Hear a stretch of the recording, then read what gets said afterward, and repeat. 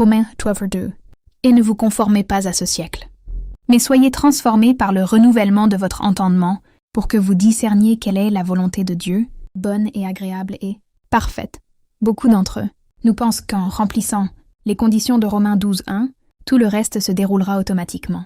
Pourtant, Paul poursuit en affirmant qu'il nous faut aussi renouveler notre intelligence. Nombreux sont ceux qui, malgré un engagement sincère envers le Seigneur, n'ont pas renouvelé leur intelligence par la parole de Dieu et ont ainsi inutilement souffert de nombreuses difficultés, le mot grec traduit ici par conforme, est ce schématiso, qui signifie façonner de la même manière, c'est-à-dire se conformer au même modèle.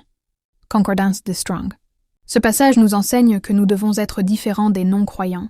La plupart d'entre nous, chrétiens, en sommes conscients, mais nous semblons démunis face à la manière d'y parvenir. Ce verset nous apporte la réponse. La clé réside dans nos pensées. Bon, ordonnez l'homme dans son cœur, tels sont ses actes. Proverbs 23:7. Si nous pensons aux mêmes choses que le monde, nous obtiendrons les mêmes résultats. Si nous gardons nos pensées tournées vers Dieu par l'étude de sa parole et la communion avec lui, alors nous connaîtrons une paix parfaite. Ésaïe 26:3. C'est aussi simple que cela. Le mot grec traduit ici par « transformer » est « métamorpho », à l'origine du mot « métamorphose ». Il décrit une transformation complète, comme celle de la chenille en papillon.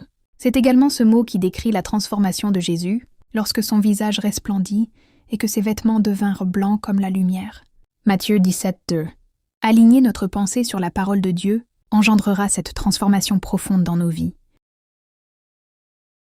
Lorsque des personnes naissent de nouveau, voir la note 2 sur Jean 3/3, elles deviennent des créatures entièrement nouvelles spirituellement. Leur salut spirituel est complet. Elles n'ont plus besoin de foi, de joie ni de puissance. Elles sont complètes en lui. Colossiens 2/9, voir la note 3 sur Matthieu 6:41. Cependant, Dieu ne veut pas que notre transformation se limite à notre être intérieur. Il désire aussi manifester ce salut dans notre vie physique. Cela s'accomplit par le renouvellement de notre intelligence. Chacun de nous possède un esprit, une âme et un corps. 1 Thessaloniciens 5:23.